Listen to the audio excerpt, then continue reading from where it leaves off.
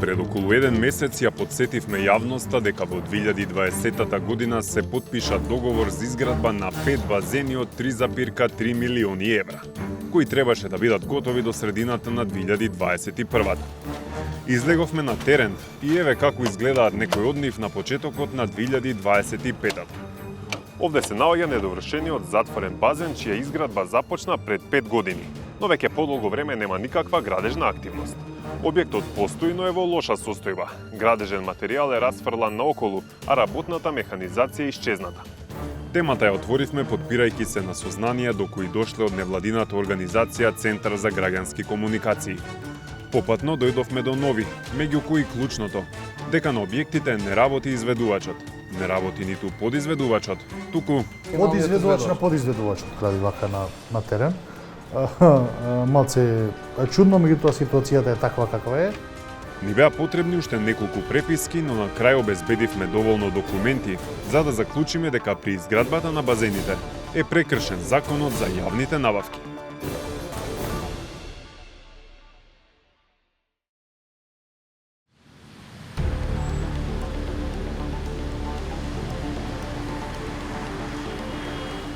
Оваа зграда се води на улицата Илинденска во Скопје со број 29, а во неа според податоците од Централниот регистар, во четвртиот стан, во третиот влез, би требало да се наоѓа седиштето на компанијата Energoinvest Trade.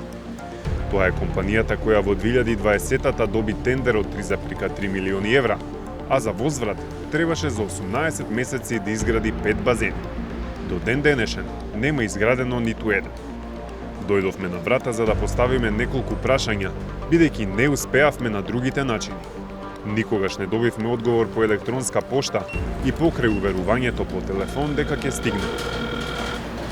На домофонот при притиснување на ѕвоното за четвртиот стан се појавува името АД Бауер, фирма која е тесно поврзана со Energoinvest Trade.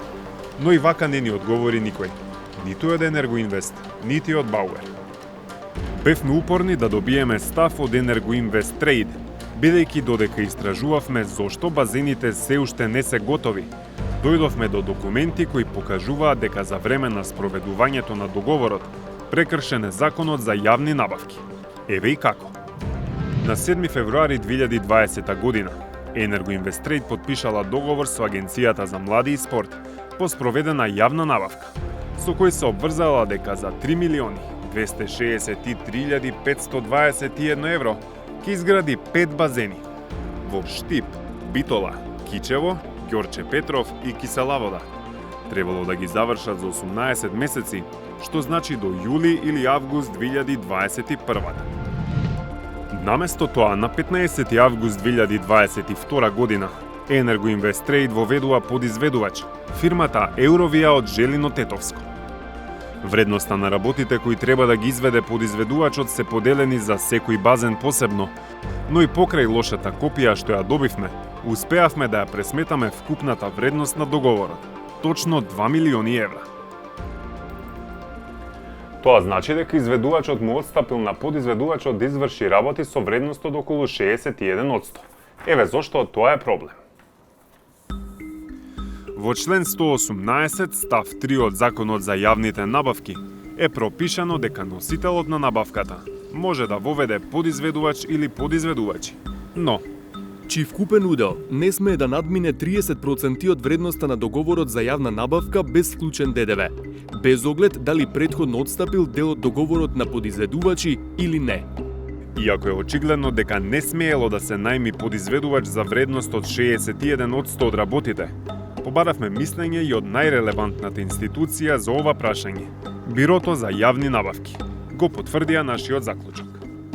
Нов подизведувач кој не бил претходно пријавен со понудата може да се воведе за време на извршување на договорот за јавна набавка на барање на носителот на набавка, избраниот понудувач, со одобрение од страна на договорниот орган, но не повеќе од 30% од вредноста на договорот за јавна набавка, без оглед дали претходно отстапил дел од договорот на подизведувачи или не.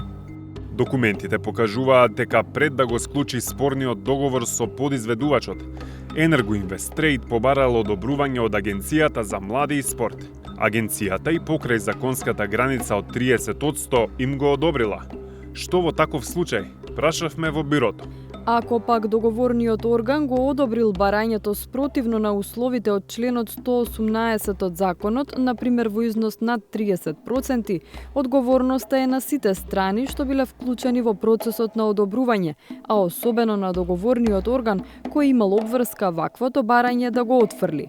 Во случај на градежни работи треба да се има предвид и одговорноста на надзорниот орган. Изведувачите ни дадоа сигурна гаранција дека Во моментот на воведување подизведувач, директор на Агенцијата за млади и спорт беше Наумче Мојсовски. Го побаравме за да го прашаме зошто дал одобрение за ангажирање подизведувач спротивно на законот за јавните набавки. Тој ни побара писмено да му доставиме прашања, што и го направивме. Поминаа 10 дена од тогаш и ништо. Но тука не завршуваат спорните моменти. Кога во 2020 се водела битка за тендерот за базените која ја добил Енергоинвест Трейд, еден од конкурентите била токму Евровија. Што значи, победникот на тендерот 2 години подоцна некако имал есап да ангажира еден од губитниците. На 29 јуни 2023 година, кога Евровија веќе е ангажирана како подизведувач, Енергоинвест Трейд склучува анекс на договорот со Агенцијата за млади и спорт. Основниот договор расте од 3.063.521 евро на 3.892.900 евра, бидејќи пораснале цените на суровините од пазарот.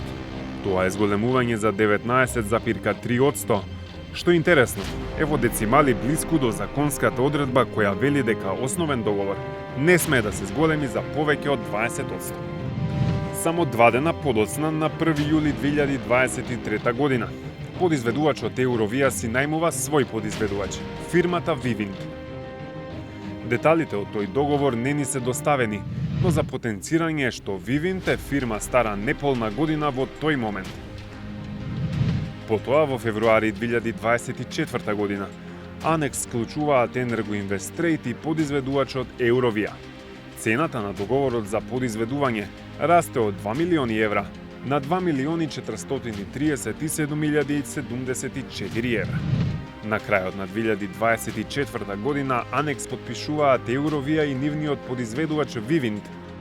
Интересно е што Евровија се обврзува да му плати 2.543.288 евра на својот подизведувач, што е за 105.000 евра повеќе од парите што тие треба да ги добијат за базените.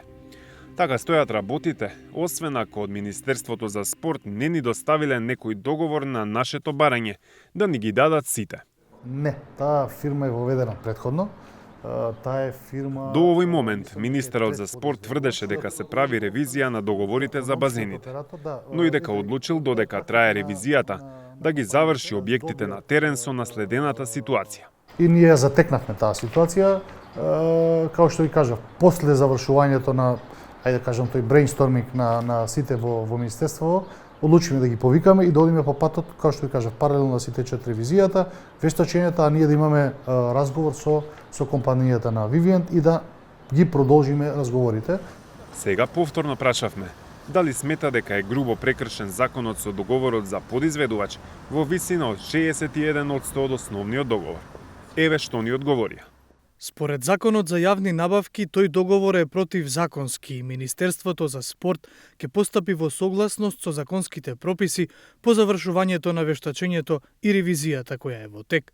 Доколку договорот не биде коригиран согласно законските прописи, на изведувачот и подизведувачот нема да им бидат исплатени средства над законски предвидениот износ и ќе им биде раскинат договорот. А едно од следните прашања беше: ако сметаат дека договорот е незаконски, кои чекори ќе ги преземат? Министерството за спорт ќе ги извести сите релевантни надлежни институции за понатамошно постапување.